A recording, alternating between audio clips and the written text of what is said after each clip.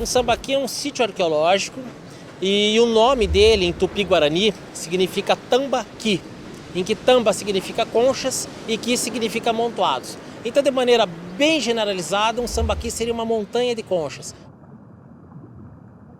Nesse tipo de sítio, que no Brasil chamamos de sambaqui, e no resto do mundo se chama de concheiro, conchal, shell midden, shell mound, shell matrix site, tem diferentes etimologias para se referir a esse tipo de sítio arqueológico, que são essas acumulações humanas de restos, seja de moluscos, de peixe, restos de cozinha, como pode ser carvão, restos de carne de animais marinhos, plantas, artefatos, diferentes tipos de registros que as pessoas utilizavam no seu dia a dia.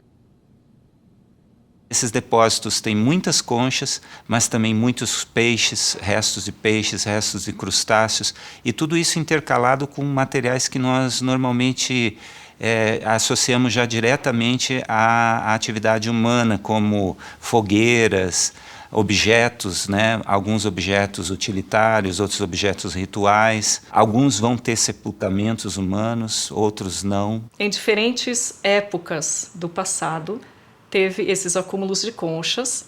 Então, por exemplo, você encontra acúmulos de conchas feitos por grupos pré-históricos na Dinamarca, no Japão, nos Estados Unidos, no Canadá, na própria América do Sul, além do Brasil também. Existem concheiros quase, eu diria, em todas as áreas costeiras litorâneas do mundo.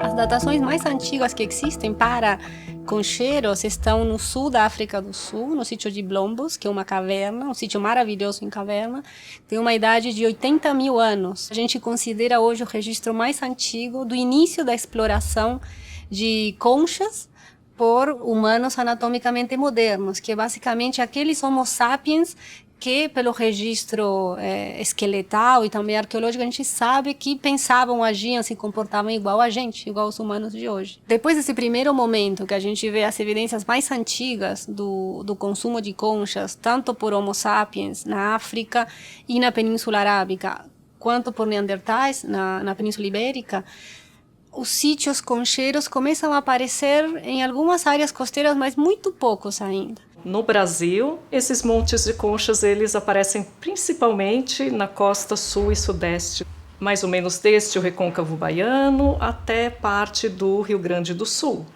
Mas boa parte desses sambaquis, na verdade, se concentra mais entre Rio de Janeiro e o litoral de Santa Catarina. Aqui no Paraná, temos 400 sambaquis litorâneos e 10 fluviais no Vale do Ribeira. Desse total, 60 apresentam sepultamentos humanos, ou seja, foram construídos para homenagear os mortos. Que é importante a gente ter essa distinção quando fala sambaqui, sabendo que esses sambaquis brasileiros, eles são realmente fruto de uma intenção humana desses grupos no passado. Eles têm como característica um acúmulo intencional.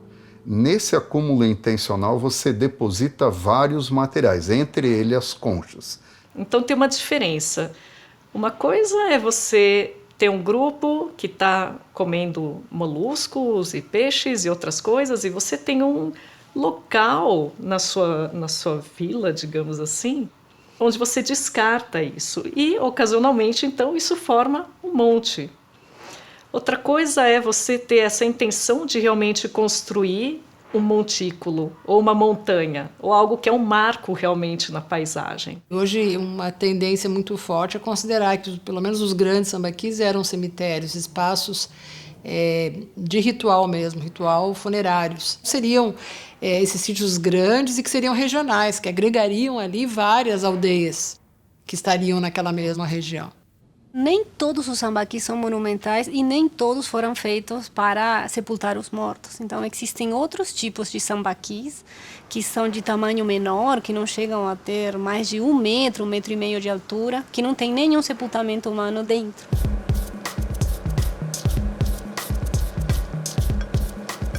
A verdadeira explosão que tem no registro arqueológico de concheiros começa entre 11.000 e 10.000 anos antes do presente, e eles são absolutamente onipresentes em todas as áreas costeiras a partir de 7.000, 5.000 antes do presente. Aqui na América do Sul, os montes de concha mais antigos estão no Brasil. Datações se concentram principalmente entre 5.000 e 1.000 anos antes do presente. Tá? Essa é a grande era dos nossos sambaquis.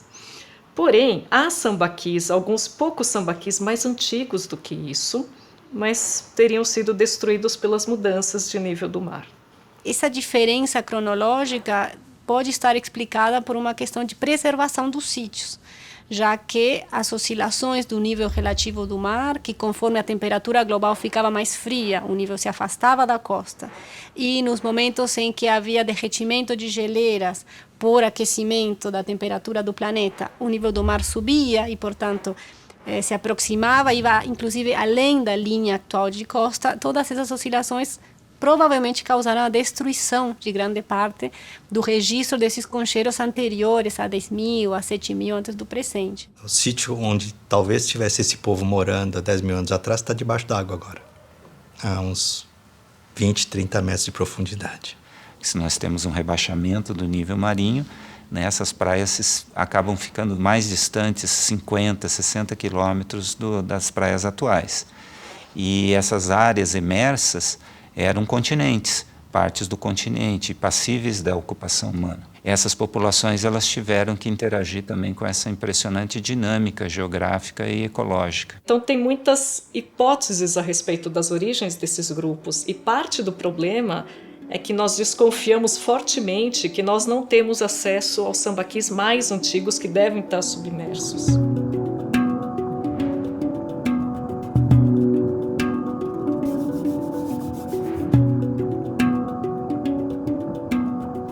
Agora, na bacia do rio Ribeira de Iguape, tem outros sambaquis, que a gente chama de fluviais, que são feitos de conchas de caramujos terrestres, de caramujos aquáticos e outros moluscos aquáticos.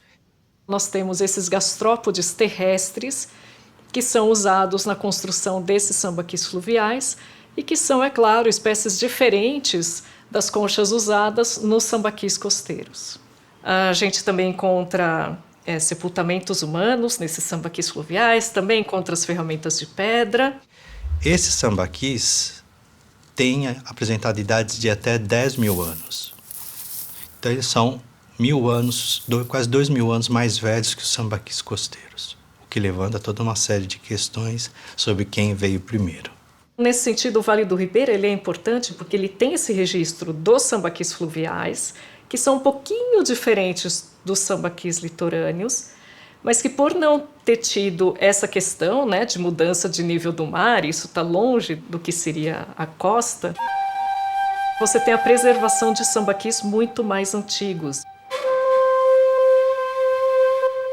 E aí a gente também podia pensar se poderia ter alguma relação de ancestralidade esses sambaquis costeiros com os sambaquis chamados fluviais, que são sambaquis também, ou seja, também acúmulos intencionais de conchas, mas que a gente encontra em áreas mais do interior. É bem provável que eles estavam se deslocando, apesar de estarem no interior, a costa não era um lugar remoto e difícil de chegar. E isso parece claro quando nós pegamos em sepultamentos de sambaquis fluviais a presença de colares com dentes de tubarão.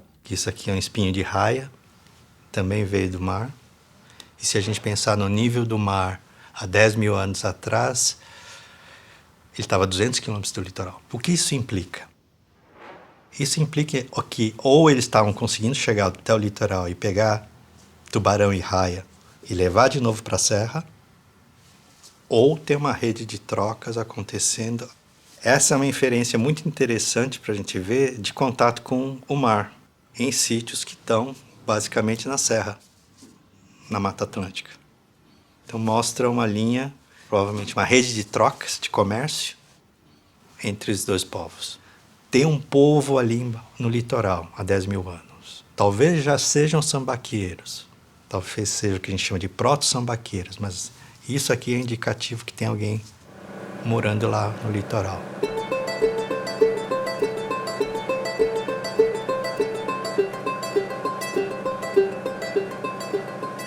Existem dois modelos para explicar o povoamento da costa brasileira por essas sociedades costeiras que construíram os grandes sambaquis.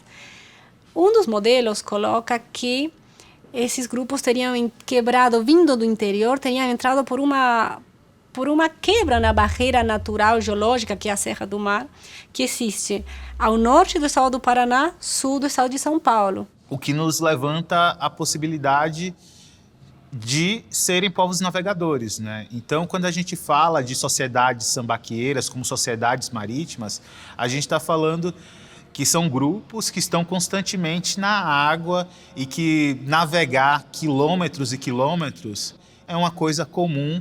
Então a gente podia talvez pensar nessa relação de ancestralidade ou em algum tipo de relação biológica e cultural entre os grupos responsáveis pelos sambaquis fluviais, do Vale do Ribeira principalmente, e os grupos relacionados à construção dos sambaquis litorâneos na costa sudeste e sul do Brasil. Então, para isso, você pode tirar medidas cranianas e também analisar outras partes da morfologia craniana para tentar descobrir essas afinidades. Então, seria uma ideia de crânios semelhantes indicam algum tipo de parentesco, algum tipo de afinidade. Também é possível fazer isso através da análise dos dentes, né, de alguns marcadores dentários.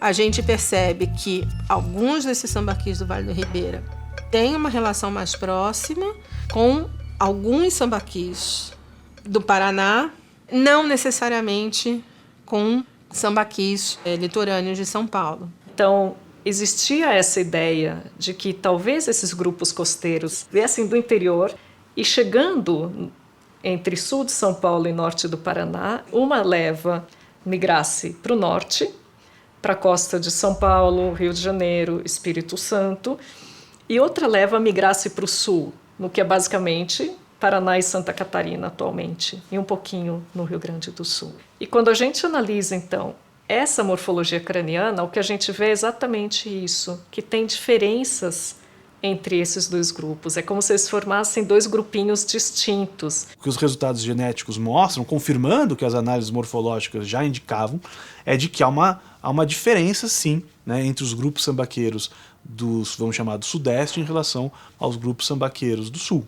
Mas a gente tem que pensar que, para o estado do Paraná, a datação mais antiga que existe em Sambaqui é de 6.000 e poucos anos antes do presente. E se tivesse sido esse o local por onde os grupos, as sociedades sambaqueiras ingressaram à costa, a gente esperaria uma cronologia anterior, datações muito mais antigas, sítios mais antigos. A falta de datações antigas para o estado do Paraná, eu acredito que tem a ver com uma falta de pesquisas e de sistemáticas, né, para poder ter uma cronologia mais completa da ocupação humana da costa do Paraná.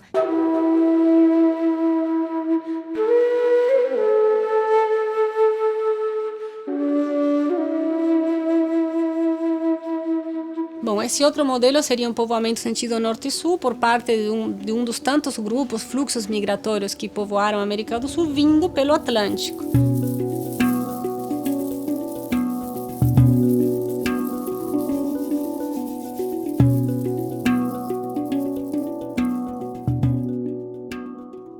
sambaquis, eles formam estruturas, né, com muitas camadas, e essas camadas têm uma variação muito grande entre elas, a depender inclusive do processo de ocupação e das interações que o sambaqui teve com outras populações. Representam eventos que ocorreram em tempos diferentes, e aquelas camadas contam histórias. Na parte superior do sambaqui é muito comum a presença de camadas de solos escuros, totalmente antrópicos, ou seja, esses solos foram formados pela atividade humana, onde eu posso ter, inclusive, a presença de elementos culturais diferenciados no sambaqui, como é o caso dessa cerâmica, que indica a presença de populações diferentes daquelas que normalmente construíam sambaquis, né? Na parte intermediária, nós podemos ter categorias como essa, né? Ou seja, um tipo do que nós chamamos de substrato,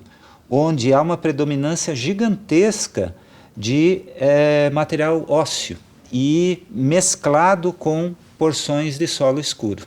Agora, a maior parte do sambaqui, em geral, é visualizado aqui, ó, onde nós vamos ter camadas derivadas das conchas e até do processo em que as conchas elas vão se deteriorando, mescladas com areia também, mas quando nós trabalhamos esse material, nós vamos obter inúmeros materiais culturais relacionados, seja à alimentação, seja às diferentes atividades, inclusive, por exemplo, associadas às práticas funerárias. Aqui uma concreção típica da parte interna de alguns sambaquis, onde, devido à dissolução do carbonato de cálcio, nós vamos ter partes que ficam agregadas e coladas praticamente, formando blocos bastante compactos e de difícil escavação.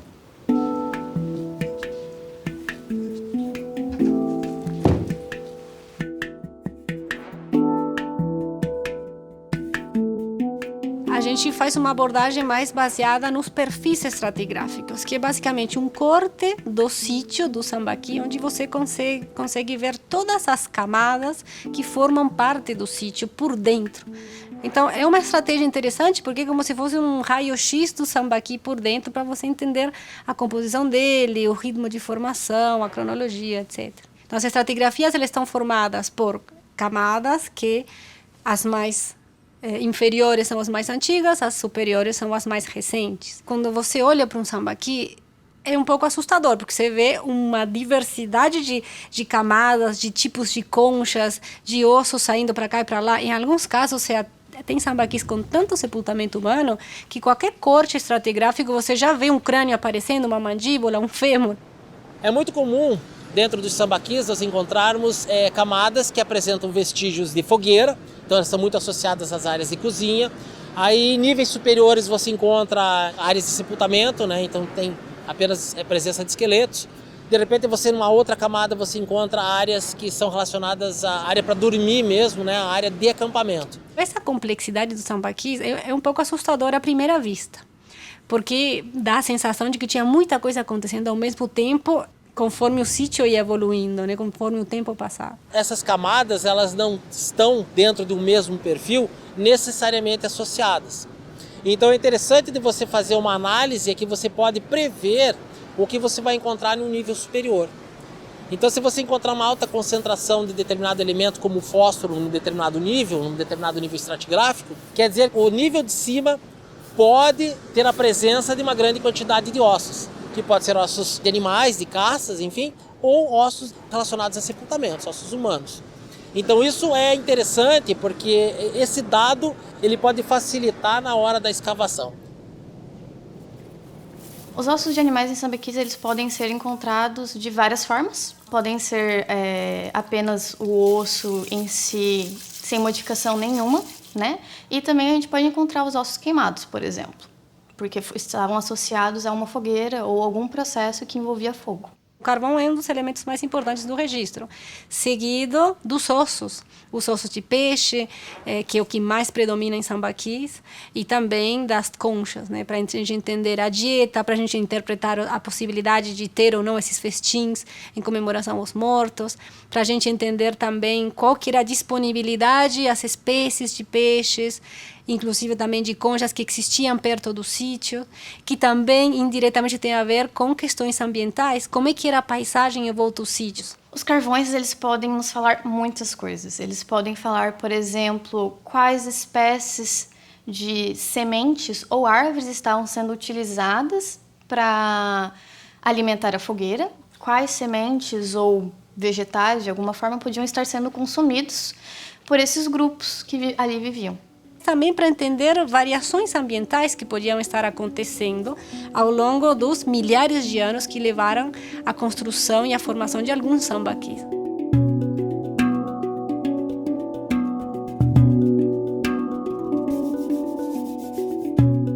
Leva em torno de 300 anos para se formar 1 centímetro de solo, uma camadinha de 1 centímetro.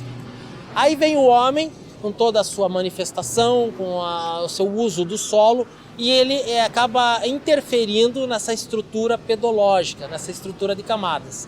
Então o solo que teve essas suas camadas misturadas pela presença do homem passa a ser uma nova classe de solo, que é chamada de antropossolo, ou seja, solo relacionado à ação do homem. Um sambaqui ele pode ser classificado como um antropossolo, e nesse caso um arqueoantropossolo, que arqueo significa antigo, ou seja, o antropossolo antigo. O mais importante para você trabalhar dentro da pedologia para um sambaqui é você fazer análise química das camadas do sambaqui. Porque a gente costuma falar de concha, osso, carvão, mas tem outro universo microscópico dentro do sambaqui que você não atinge a olho nu.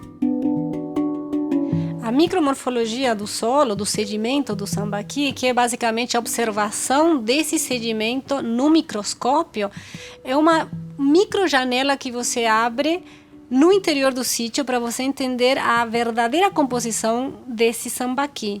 Porque a gente sabe, olhando para o sítio, para os perfis estratigráficos na escavação, que eles têm concha, que eles têm peixe, que eles têm carvão, ok. Mas quando você observa tudo isso no microscópio, você é capaz de entender a ordem de deposição desses materiais, a relação que existe entre eles no sítio e como eles chegaram ao sítio e depois se transformaram por agentes naturais após a deposição e abandono do local.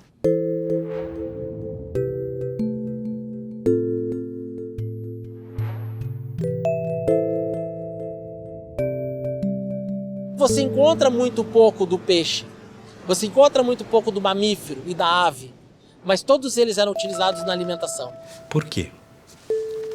Quando você come os moluscos, ostras, berbigões, mariscos, você joga fora mais do que você comeu. Você consome cerca de 20% de proteína, os outros 80% é concha, é descartável. Quando você consome um peixe, você consome em torno de 80% de proteína e descarta 20% em ossos.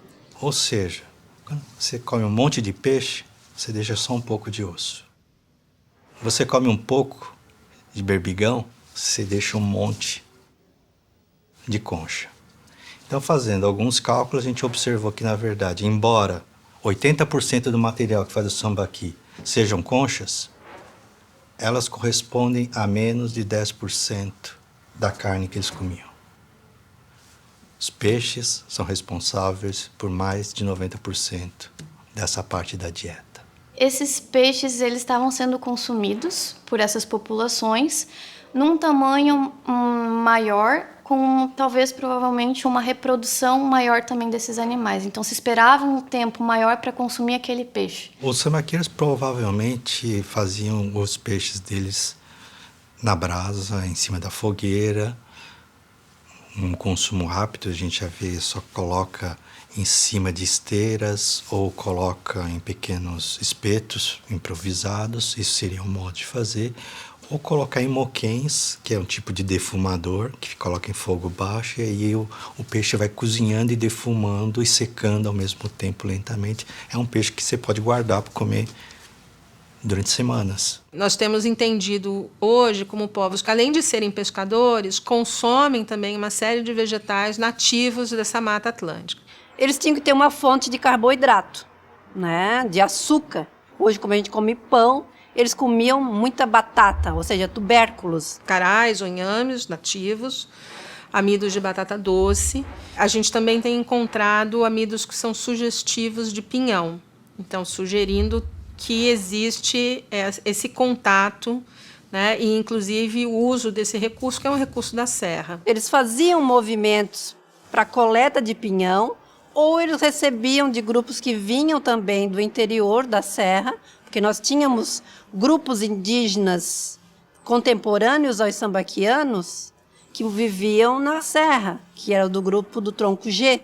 Não foi desde o começo, eles não conviveram desde o começo. Os sambaquianos foram os primeiros a ocupar a costa, mas os G chegaram mais ou menos uns 2.000 anos atrás. E os sambaquianos já estavam aqui, então eles tiveram uma relação.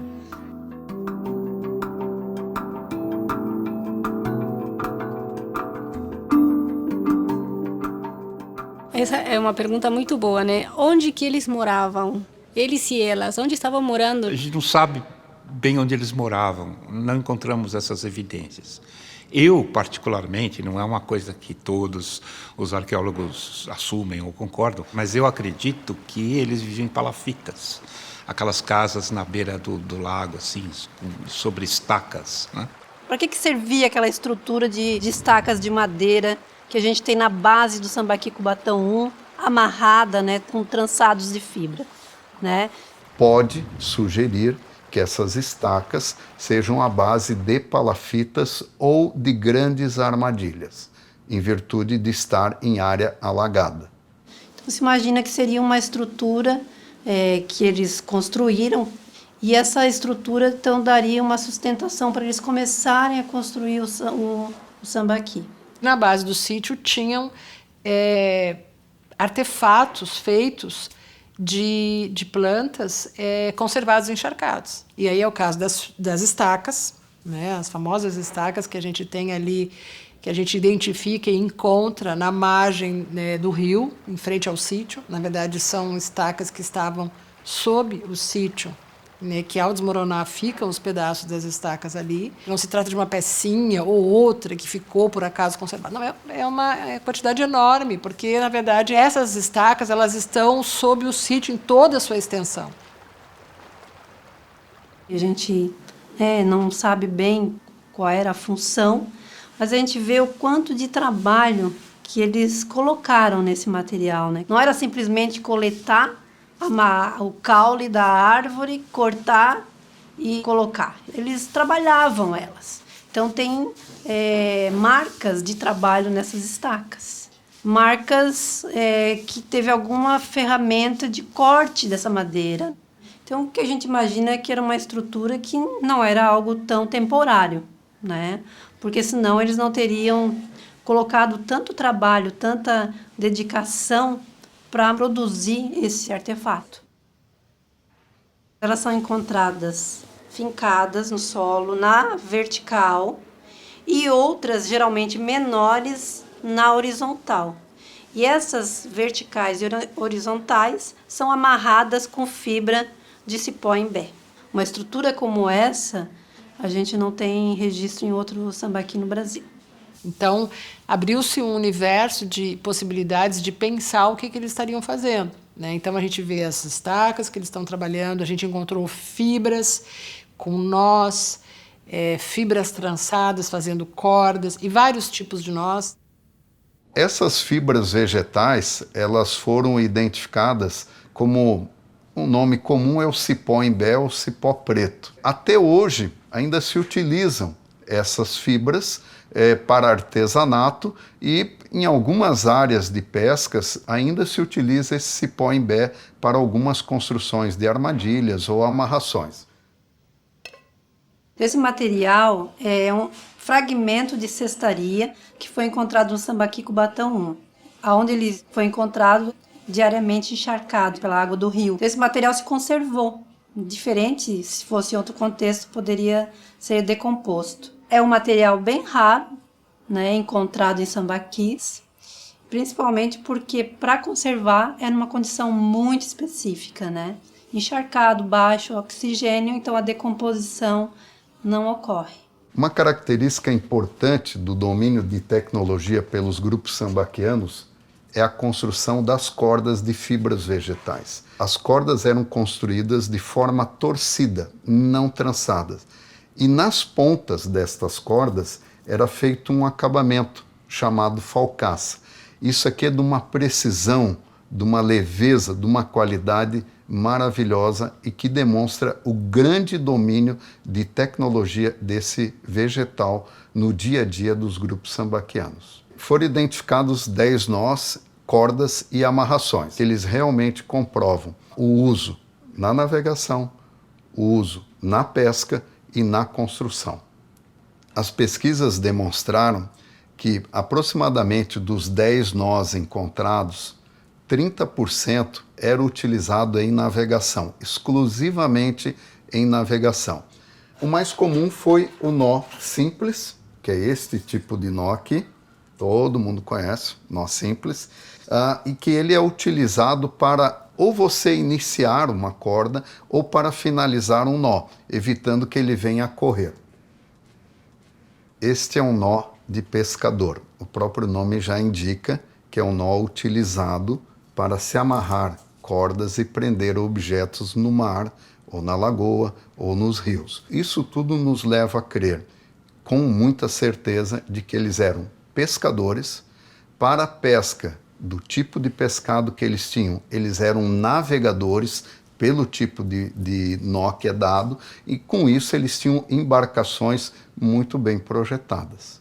A amarra paralela, utilizada para unir madeiras de diferentes diâmetros, permite uma grande estrutura, normalmente utilizada em embarcações para amarrações de mastros, como é o caso de veleiros para unir um mastro.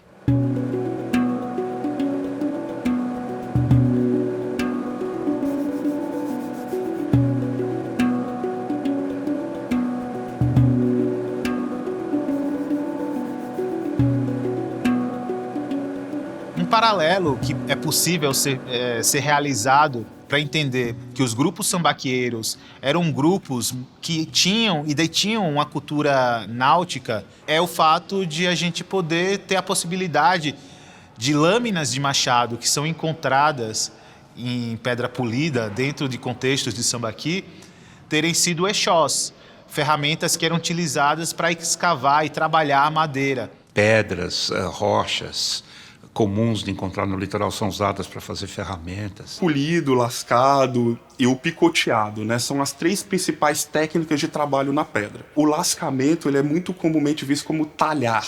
Então, à medida que a gente vai lascando, você vai pegar um percutor, você vai pegar uma outra rocha base, você vai verificar os ângulos e a partir de percussões, de batidas, você vai tirando pequenas lascas. E nisso você vai dando forma a um objeto. Não tem como trabalhar com rocha e não lascar, mas eles não eram experts, as rochas que eles tinham não eram boas para isso, então eles trabalhavam com polimento e com picoteamento. O picoteamento ele entra como uma etapa de transição.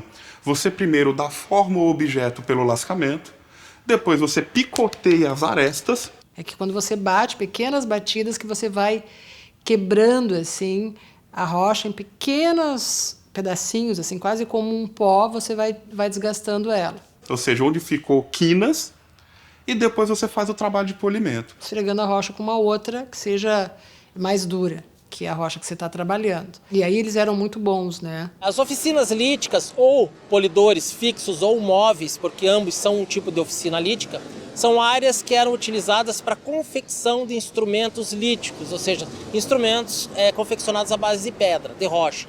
A escolha desses blocos naturais é uma escolha cultural, ou seja, você aprende a escolher e você aprende a fazer dessa maneira. Nessas oficinas eles acabavam pegando essas rochas, principalmente rocha diabásio, porque é uma rocha um pouco mais maleável, riquíssima em ferro, e essa rocha então ela era friccionada na pedra, polidor fixo ou nessa oficina lítica, junto com areia e água. Então geralmente essas oficinas são muito próximas a algum corpo hídrico, no caso na praia ao mar, e para facilitar esse polimento. Aqui nós temos um exemplo de lâmina de machado.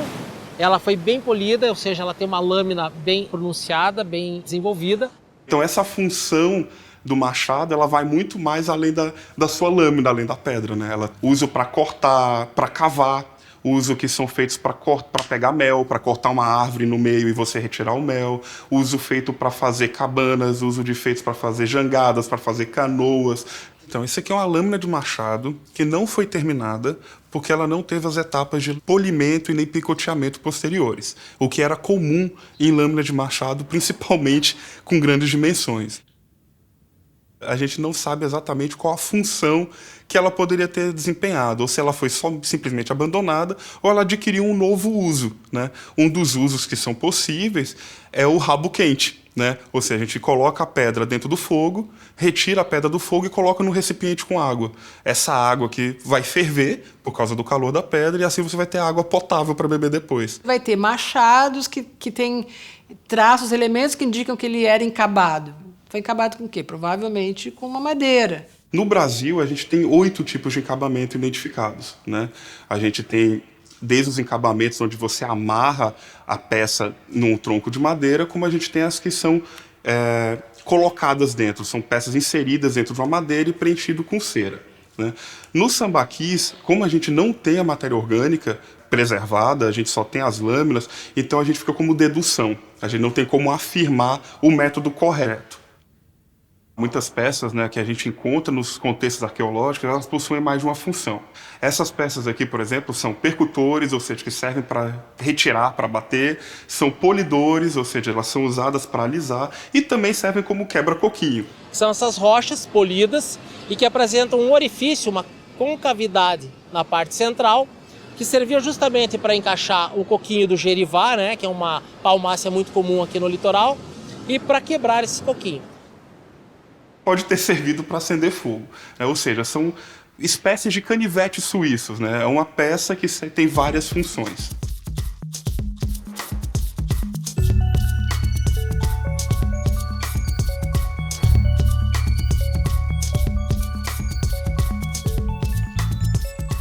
E uma técnica não substitui a outra, né? Não é porque você tem a pedra lascada que de um momento para outro você para de lascar a pedra e passa a picotear e fazer o polimento, né? Essas técnicas, elas andam juntas. O melhor exemplo disso são as esculturas, que eles faziam com polimento e com picoteamento. Eles têm esculturas que são muito lindas, na verdade, magníficas, né?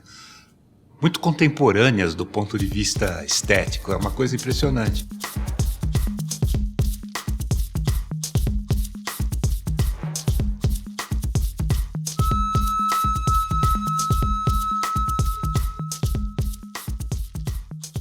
Isólito é uma categoria genérica de esculturas encontradas em sítios sambaquis. A maior parte dos isólitos são representações de peixes, de aves, de mamíferos.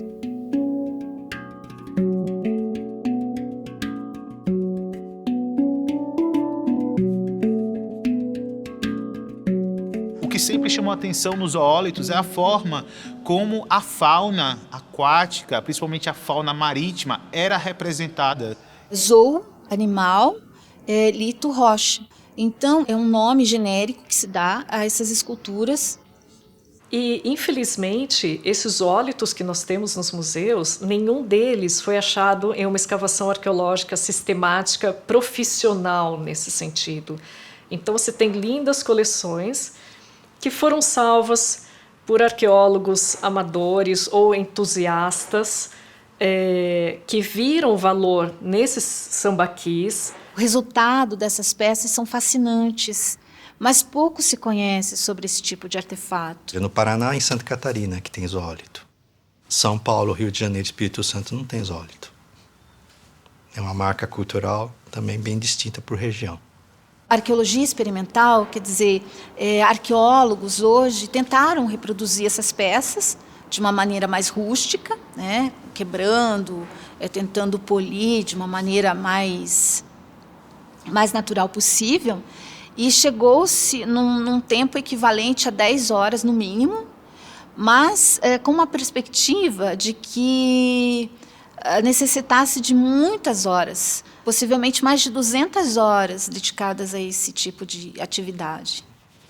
Implica num grande trabalho para fazer, implica na existência de artesãos, artistas especializados, o que não é uma coisa simples de acontecer em sociedades caçadoras-coletoras. Quem fazia eram pessoas muito capacitadas para esse tipo de atividade. A pessoa que está produzindo, fazendo esse tipo de artefato é um especialista, que requer experiência, né, para fazer aquelas estátuas, aqueles objetos de arte. O que a gente sabe é que tem zoólitos que aparecem desde uns 3.000, 4.000 anos, né? E as formas parecem ir ficando mais complexas com o tempo. Quer dizer, o estilo de produção dessas estatuetas vai ficando mais sofisticado. Em todas as sociedades, nesse estágio tecnológico, cultural, não há muita diferença entre o natural e o sobrenatural. Então, acho que o simbólico faz parte de quase todos os aspectos do cotidiano. Existe essa relação de afinidade nesse mundo natural, como se fosse uma cosmologia indígena que esteja ali impressa, que é o perspectivismo ameríndio, que é uma forma que os habitantes da América, desde a América do Norte até a do Sul, a relação que eles têm com os animais. A gente vai supor realmente que isso está relacionado a algum tipo de expressão religiosa. Alguns zoólitos, eles têm uma concavidade ventral. É possível que esses artefatos tenham sido usados em rituais, porque alguns deles foram encontrados como acompanhamentos funerários em sambaquis. Um dia talvez a gente consiga pegar um zoólito, examinar aquela concavidade deles e finalmente descobrir o que eles usavam ali. Um dia. Existe uma categoria de zoólitos com representação também de humanos, figuras que nós chamamos antropomorfas. Dentro dessa categoria de zoólitos, seriam poucas, muito poucas, seriam raras. A gente imagina que são tardias, que não são do período mais antigo dos sambaqueiros. Entre eles foi encontrado uma em Iguape, em São Paulo, né? Inclusive ele recebe um nome que foi dado na região de Ídolo de Iguape. A característica dele mais importante é o fato dele não ser um animal. É um dos raros exemplos dessas estatuetas que está representando um ser humano. Tem uma importância, além de ser um dos zoólitos mais ao norte que existe. Praticamente na fronteira norte da presença dos zoólitos, no litoral.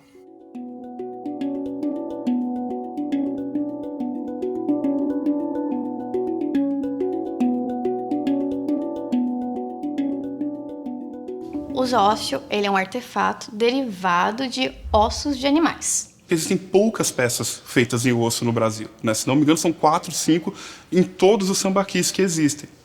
Alguns zoófilos são derivados do que chamamos de bula timpânica de baleia, que é um osso que se encontra no crânio da baleia. Ele é um osso que ele se parece muito com o marfim. Ele é um osso muito duro. Também temos alguns ossos feitos em vértebras de animais, representando o rosto de algum animal, por exemplo, como uma coruja. Albatroz, aquele clássico que tem um pássarozinho. E como uma peça que tem um realismo, um naturalismo muito grande, acaba que isso chama bastante a atenção da gente, né? Porque você realmente identifica o pássaro. E acredita que ele seja um bastão, que ele seja quebrado no seu rabo e que ele seja uma continuação de um objeto muito maior. Talvez um cetro, né? Que seria aquele cajado pequeno. Esse é um bastão em osso de baleia. Provavelmente havia algum elemento representando um animal aqui na parte superior. E, se for observado com detalhe, existem várias pinturas em vermelhas, geométricas, ao longo do bastão, que podem identificar o grupo a que esse indivíduo pertencia.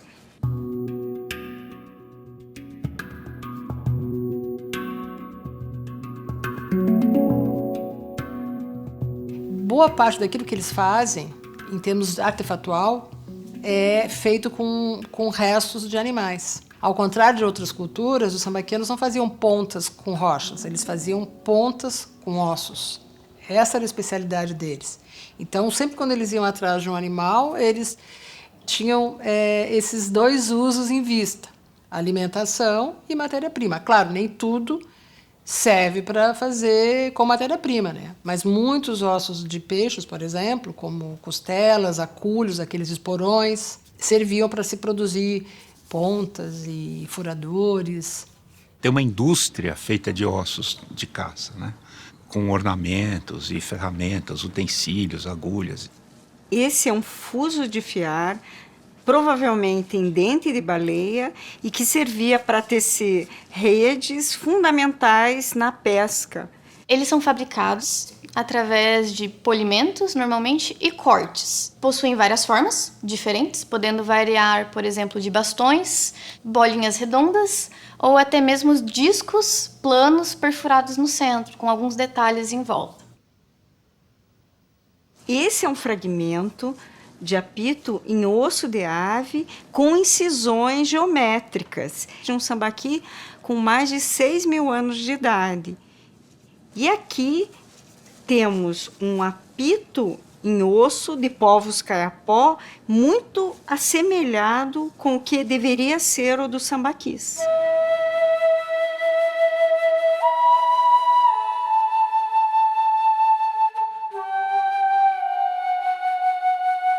Certamente deviam ter coisas de madeira muito requintadas, né? A gente encontra instrumental para trabalhar em madeira. Pequenas espátulas, né? Eram escultores mesmo.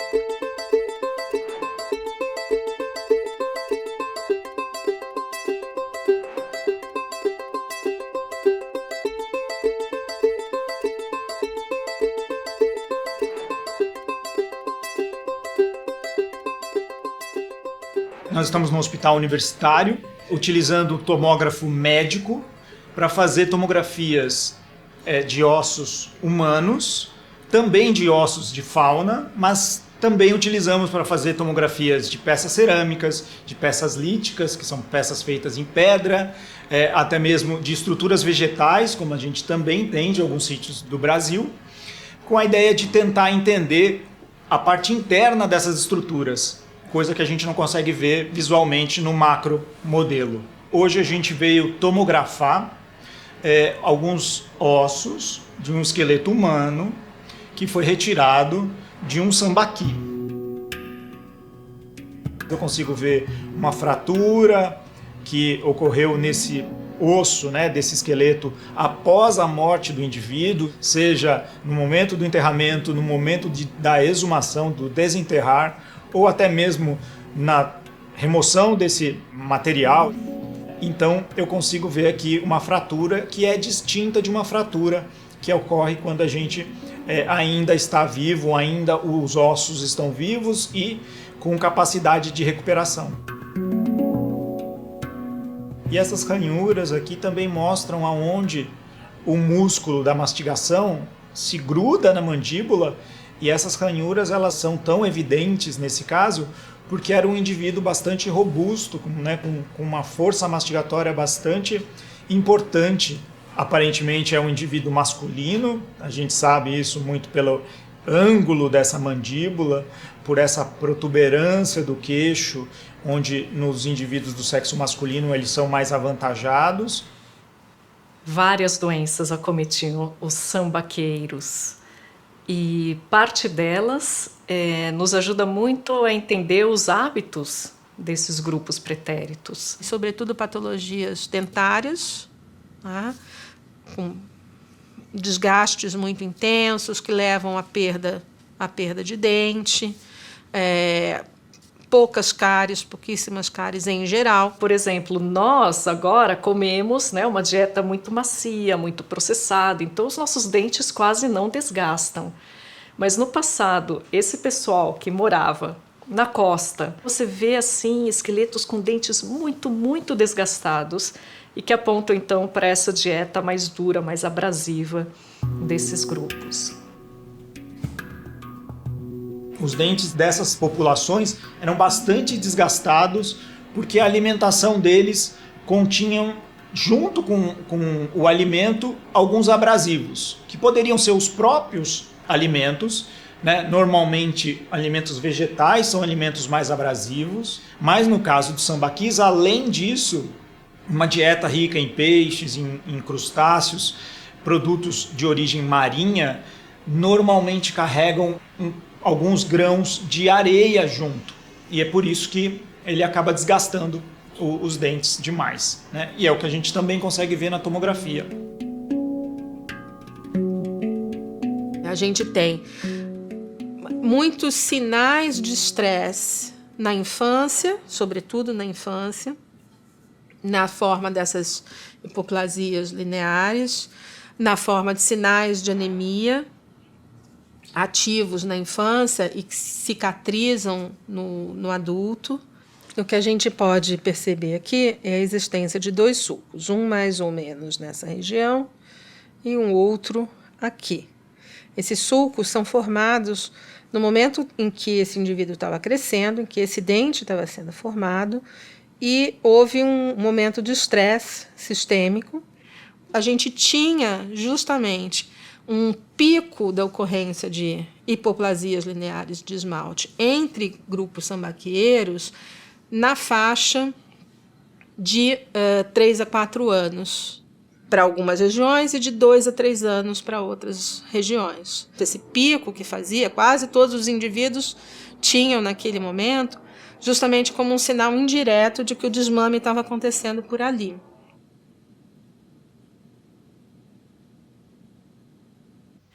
E tem uma patologia que é identificada, ou seja, que é observada em alta frequência nesses grupos associados ao sambaquis, que é um crescimento ósseo dentro do ouvido desses indivíduos.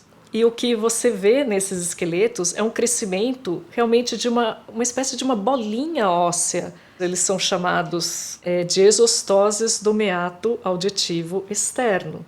E é muito relacionado com a exposição à água fria ou ao vento frio num canal auditivo, ou seja, num ouvido já um pouco úmido, e que tem tudo a ver com o modo de vida desses grupos dos sambaquis.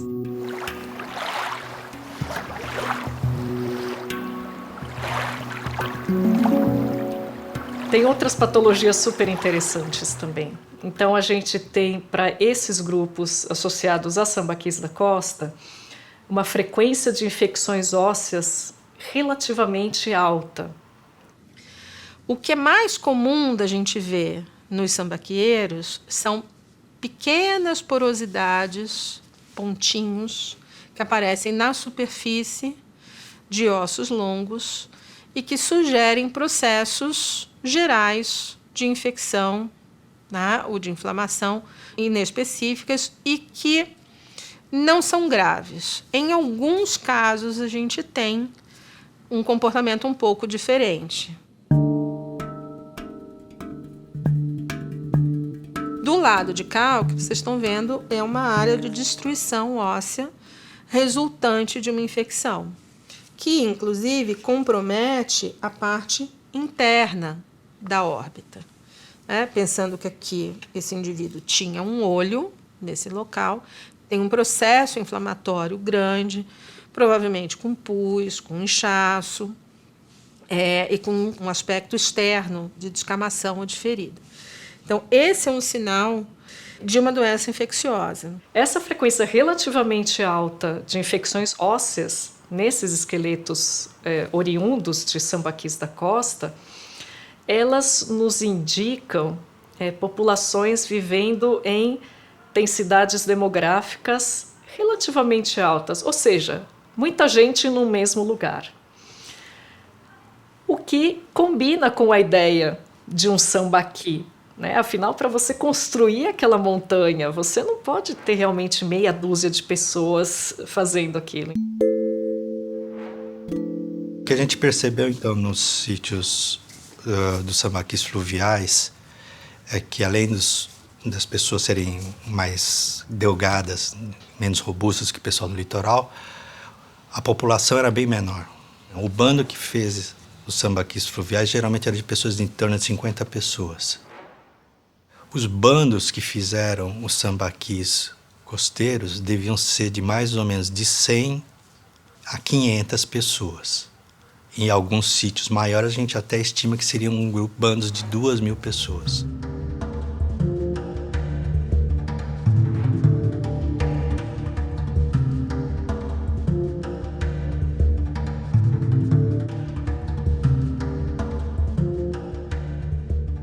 Para nós bioarqueólogos estimarmos a altura de um indivíduo, a gente precisa ter um osso inteiro, por exemplo, uma tíbia como essa, né? Aqui é o joelho, aqui é o tornozelo.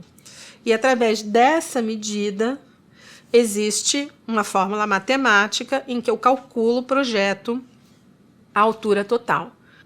A gente tem alguns dados para alguns sítios, uma estimativa em torno de 1,59 m, 1,62 m.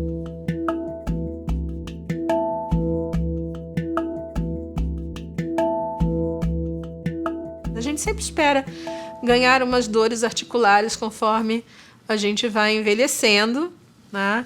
É natural esse nosso desgaste articular ao longo do envelhecimento.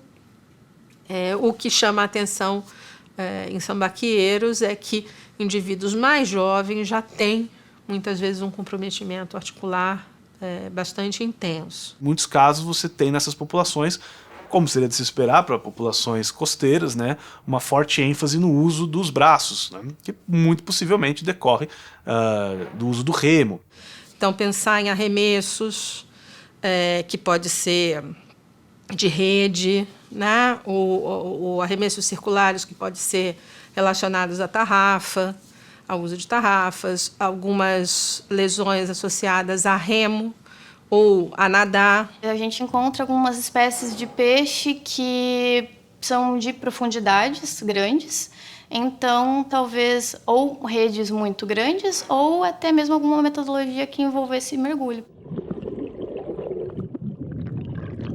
Se eu encontro uma frequência de lesões de determinado tipo, diferentes consistentemente, estatisticamente, né, entre homens e mulheres, eu posso pensar que algumas das atividades são desenvolvidas preferencialmente pelos indivíduos masculinos ou pelos indivíduos femininos. Às vezes varia de um sítio para o outro sítio, mas de uma maneira ampla, parece que todos faziam um pouco de tudo das atividades cotidianas, sem de fato uma separação clara entre atividades cotidianas que são do âmbito dos homens, masculino, e atividades cotidianas que são do âmbito do feminino. Todos os indivíduos daquela sociedade participam igualmente de atividades muito parecidas, ou seja, todos pescam com rede, todos nadam, todos andam distâncias semelhantes.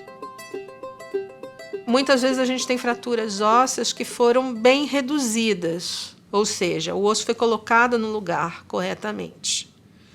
E aquela fratura cicatrizou bem. E a pessoa não morreu daquilo. Então, houve um tratamento, houve um cuidado. Uma fratura muito bem alinhada, muito bem cicatrizada e que tem que ter sido imobilizada. A gente sabe que tem plantas ou até mesmo minerais que são utilizados para tratar várias doenças, inclusive em ossos. Uma evidência atual de plantas que fazem utilizado para esse tipo de tratamento foi uma espécie de cará, né, que foi identificado, a gente identificou em cima de um sambaqui, que ele é chamado de sara-osso, um possível uso no passado. Já que, se eles utilizavam, e está no registro arqueológico, as plantas que ocorrem hoje, por que não poderiam utilizar plantas medicinais que hoje ocorrem em cima dos sambaquis, no entorno dos sambaquis? Por que não? Alguns indivíduos que tiveram fraturas graves, com encurtamento de perna ou com encurtamento de braço, né, e que sobreviveram muitos anos depois do acidente que provocou a fratura. E certamente numa condição de mobilidade ou de aptidão física para determinados movimentos comprometida. Então, isso sugere para a gente uma outra coisa, a existência de um cuidado e da manutenção desses indivíduos como indivíduos daquela comunidade por anos, apesar deles não serem mais aptos à totalidade das atividades. Então, sugere para a gente um cuidado social. No caso específico dos sambaquis, a gente não tem muitas evidências de violência, pelo menos que tenham atingido o esqueleto dessas pessoas. Isso a gente consegue pensar ou inferir a partir de diferentes evidências. Então, a própria evidência da riqueza de recursos desse ambiente litorâneo é uma delas. Então, a não competição, digamos assim, por recursos escassos. A gente sabe que recursos escassos podem ser um grande motivador de violência entre grupos, inclusive atualmente, né? Nossos recursos agora preciosíssimos, de petróleo, de minerais, né? Tudo isso causa conflito entre nações. Então, essa abundância de recursos podia ser um fator que pelo menos não parece empurrar nossos sambaqueiros para a violência entre grupos.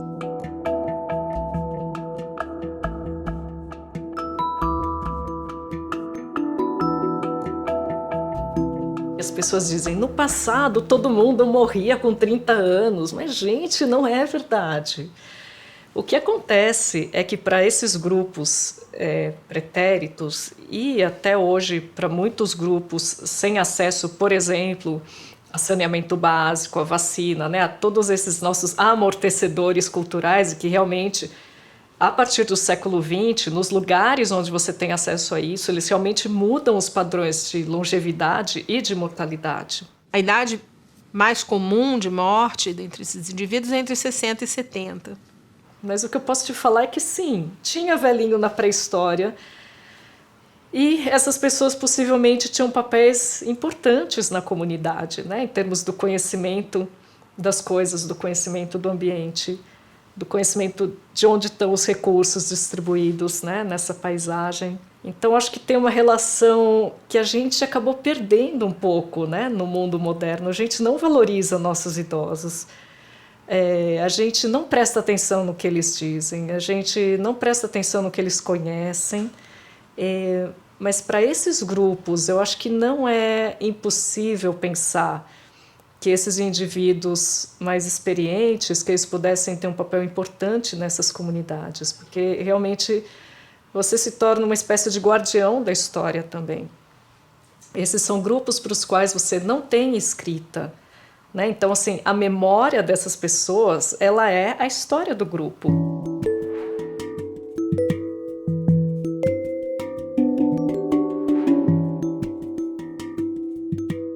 Há indícios muito interessantes de que a população sambaquiana, tanto fluvial quanto do litoral, eles têm uma ligação muito forte com os ancestrais. A religião sambaquiana envolve de uma maneira forte, de uma maneira referencial, né, o culto aos ancestrais. Uma coisa muito típica em arqueologia para entender esse mundo simbólico é observar o acompanhamento funerário, que é basicamente os artefatos, a fauna, todos os objetos que eram colocados ao redor dos mortos. Existe uma relação entre gerações estabelecida ali, porque o uso desses espaços como cemitérios, ele se dá ao longo de centenas, milhares de anos. Muitas vezes. A gente tem o uso de alguns espaços por 1000 anos. E a construção de áreas de concentração de sepultamentos, que a gente estima que representem, de alguma forma, organizações internas dessa sociedade. Então, seja por parentesco, seja por uma outra, a gente tem chamado de grupos de afinidade. Essas áreas em que indivíduos são sepultados conjuntamente, né, ao longo de um tempo. Eles eram depositados numa cova bem rasa, presos, afixados, e depois as coisas eram colocadas por cima. Daí essa ideia de construção de sambaqui, porque eles são enterrados não abrindo buraco, mas depositando materiais em cima. Que materiais? Conchas é uma referência simbólica importante. Mas é muito comum que você tenha grandes festividades que provavelmente envolvem muita gente, são eventos socialmente importantes, e os restos de comida desses eventos e outras coisas, materiais que estão ali, são depositados por sobre os mortos.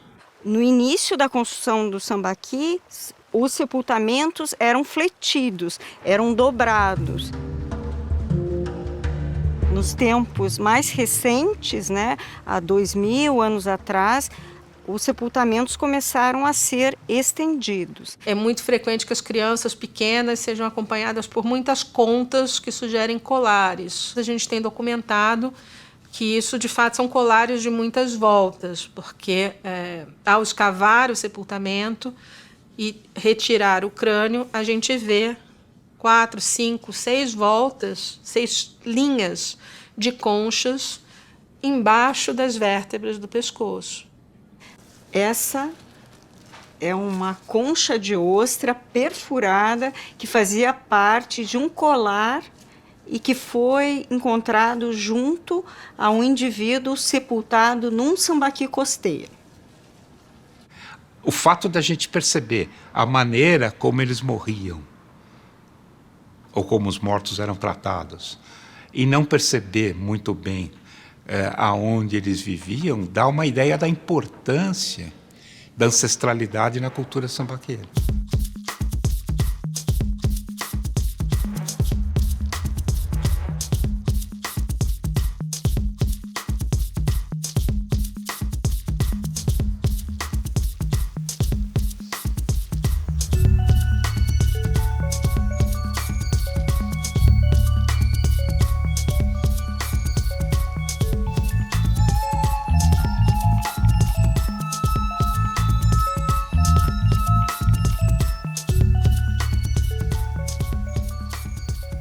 Aqui é o sítio Estreito 1, que está localizado no município de Adrianópolis. É um sítio que já foi estudado e já foi datado, com uma datação de aproximadamente 4.000 anos. Esse sítio ele foi cortado por uma estrada, a que a gente está nesse exato momento, e por conta disso a gente consegue visualizar o perfil estratigráfico dele. E nesse perfil é interessante que a gente consegue observar algumas das materialidades que compõem esse sambaqui. Como, por exemplo, a gente tem aqui conchas de moluscos típicos desse ambiente, que a gente está localizado no Vale do Ribeira, no ambiente fluvial, então o rio está aqui ao nosso lado. Mas também a gente tem gastrópodes, que seriam esses caracóis de ambiente mesmo aquático. Mas também a gente tem materiais líticos, materiais em pedra. O que significa que a gente pode ter aqui antigos instrumentos feitos em pedra de forma lascada e polida. Só que como eles estão presos, a gente não consegue determinar isso nesse exato momento.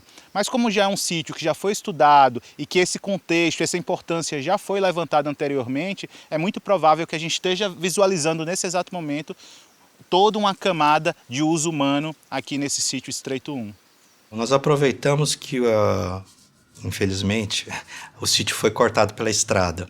Então nós trabalhamos justamente no corte da estrada, limpamos, né, tiramos a vegetação, endireitamos a parede para a gente poder ver as camadas e em alguns pontos nós localizamos então sepultamentos e recuperamos 3 sepultamentos desse sítio. Fora alguns que estavam dispersos, encontramos ossos humanos dispersos em toda a área do sítio, restos de animais, artefatos, né, ferramentas e outros objetos. Coletamos carvão de fogueiras para datar, então, por exemplo, o Estreito tem em torno de 3.500 anos antes do presente.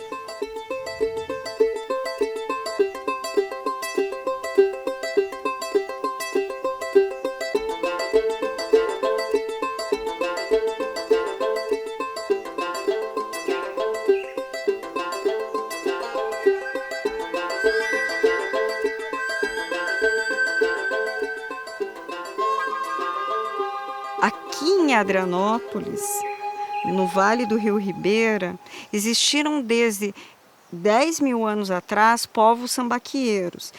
E aqui no Sambaqui Tatupeva 1, onde estamos, entre 5.000 e 4.000 anos atrás, eles ocuparam esse local. No Tatu-Peva, nós fizemos só algumas sondagens, alguns buracos que a gente fez, só para recuperar um pouco de material, para justamente ter uma ideia do que tinha naquele sítio, como fauna, se a gente tiver sorte, talvez no sepultamento, não foi o caso, e recuperar material para datar. E nós conseguimos datar esse sítio, Tatu-Peva, em 4.000 anos antes do presente. O sambaqui, na verdade, ele só tem cerca de 1 metro, 1,5 metro de espessura. Na verdade, ele é um sambaqui que está em cima de um morro já. Certo? Ele já aproveitou o contexto que ele estava, do relevo que estava, e só complementa ali. Então, ele é uma peruca de concha em cima de um cucuruto na beira do rio. Essa região é bastante acidentada, porém existem algumas planícies que o rio forma, onde fica mais fácil fazer as armadilhas para pescar os peixes e ter uma estabilidade na ocupação. Por isso que esse local, né, no encontro de um afluente com o grande rio Ribeira, foi o selecionado para ser ocupado.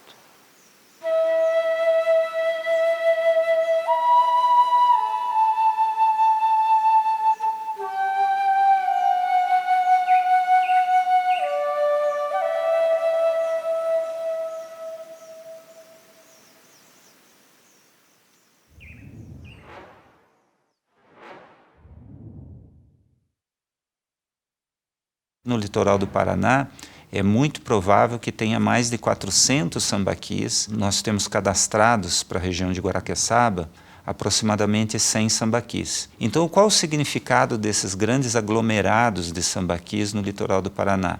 Né? Um deles é da Ilha das Gamelas. A gente verifica na Ilha das Gamelas uma quantidade imensa de sambaquis, né, num espaço relativamente contido, que é uma ilha. Havia uma certa preferência desse espaço.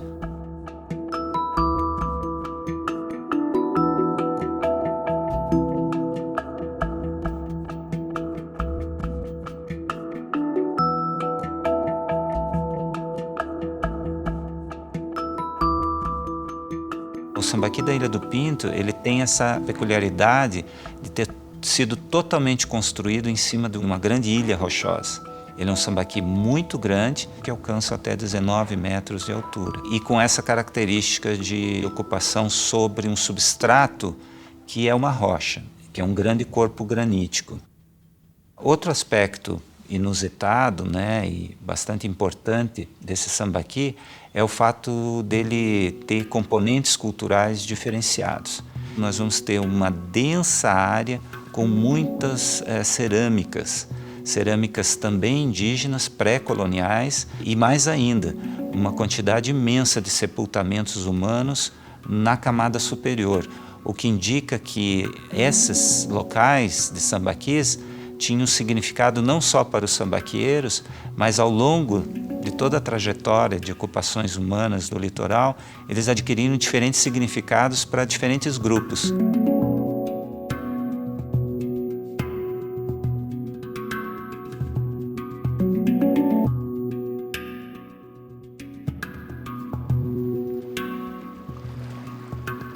Nós estamos nas margens do sambaqui do Poroquara, também chamado da foz do rio Poroquara.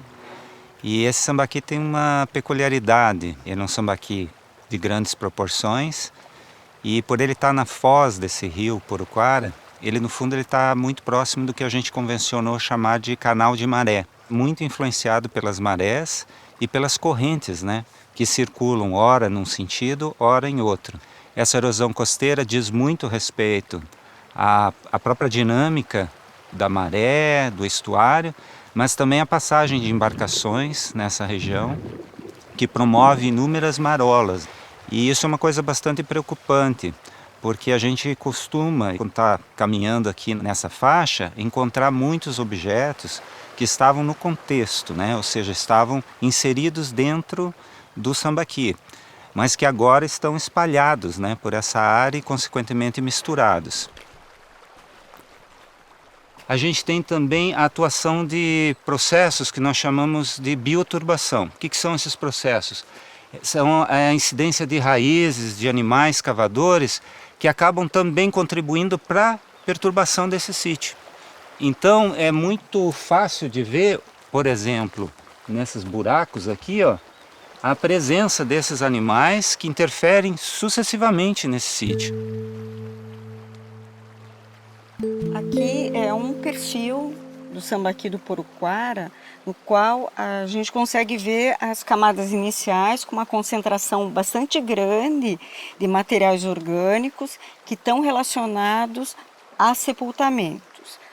E nesse caso, ele foi iniciado há 4.200 anos atrás, essa construção que usou muito material conchífero, né? Mas também havia fechins no momento dos mortos serem sepultados. Porque como uma parte desse sambaqui fica debaixo d'água, tem menos aporte de oxigênio e por isso tem uma grande conservação dos materiais orgânicos. Então aqui é uma coisa fantástica, né? Que embaixo de um dos sepultamentos, aderido ao crânio, havia restos de uma rede, feito uma embalagem mortuária. Isso mostra a importância desse sambaqui, né, para conseguir trazer informações que dificilmente acabam se preservando ao longo do tempo. Agora, ao redor desse sambaqui que tem mais de 5 metros de altura, 100 metros de comprimento e quase 50 de largura, né, quer dizer, um grande sambaqui, existem outros menores, geralmente circulares, e que estão relacionados à ocupação, habitação, a descarte de resíduos, né? Tem outras funções mais do cotidiano que são diferentes das relacionadas ao esse grande monumento de homenagem aos mortos.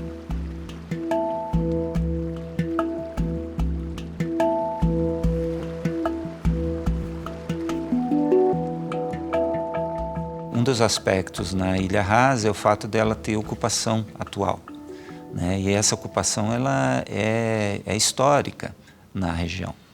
Então a inserção dos sambaquis ocorre também diante da ação humana atual, que tende a produzir determinados impactos sobre os sítios, muitas vezes. Um dos casos é o fato da gente ter igrejas sobre sambaquis. Então, essas áreas são escolhidas, né, com esses fins religiosos, e disso resulta tanto um impacto sobre o sítio, mas a oportunidade de relacionar esses sítios de uma maneira integrada com essas comunidades, inclusive no sentido do patrimônio cultural que elas representam. Populações pescadoras e mesmo povos indígenas continuam ocupando áreas de sambaquis.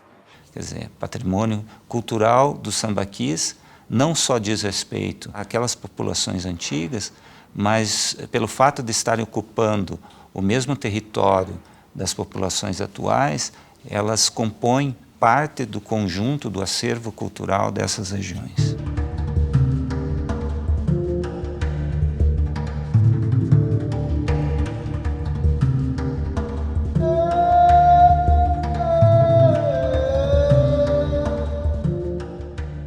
Tem algumas coisas que a gente não sabe muito bem a respeito dos sambaquis. E elas incluem o começo e o fim dos sambaquis. De onde vieram e para onde foram, o que aconteceu com eles, né? Conforme a gente vai chegando mais para a época atual, vamos dizer uns 2000 anos para cá, a grande produtividade das lagoas, em termos de moluscos, vai caindo um pouco. As lagoas vão se fechando, vão ficando mais doces, a produtividade dos moluscos diminui. E certamente contribuiu com o fato de não se construírem mais sambaquis tão grandes. Mas especialmente pela chegada dessas populações ceramistas e agricultoras que dominaram a região de uma forma efetiva há cerca de 2.000 anos atrás. A gente vê essa chegada na costa a partir da cerâmica que eles carregam com eles, porque até então não tem cerâmica na costa. Essa cerâmica é, então, como se fosse assim um marcador dessa chegada de grupos ceramistas, e ela é uma cerâmica muito distinta, muito bonita, por que não dizer, né? E que você encontra muitas vezes no topo dos sambaquis. Você tem duas coisas acontecendo, né? Por um lado, a permanência dos grupos sambaqueiros clássicos, mas também a chegada, né, dos grupos do interior até a costa. Tem que considerar todos esses fatores, né? Alguma coisa comprometeu a condição de vida deles aqui, devem ter abandonado realmente a região, mas também, em parte, acabaram se miscigenando. Os resultados do DNA têm mostrado, né, que os grupos humanos que habitavam a costa logo depois do desaparecimento dos sambaquis, pelo menos em alguns casos, continuavam sendo aquelas mesmas pessoas que já habitavam a costa antes. Em outras palavras, os sambaquis desapareceram, mas as pessoas que faziam sambaqui continuaram morando lá.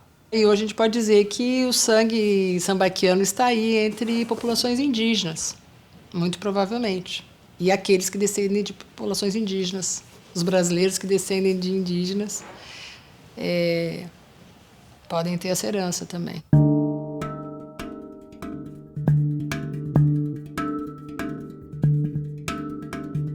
Muitos sambaquis, quando não havia legislação protetora, foram completamente desmantelados. Imagina, é um monte de conchas de 10 metros de altura que vira cal. Então ele foi muito usado para fazer ponte, para fazer estrada, né, para fazer casas. E o prédio aqui do museu, que é um colégio jesuíta, ele também foi construído com base em sambaqui. A gente hoje abriga a explicação do sambaqui.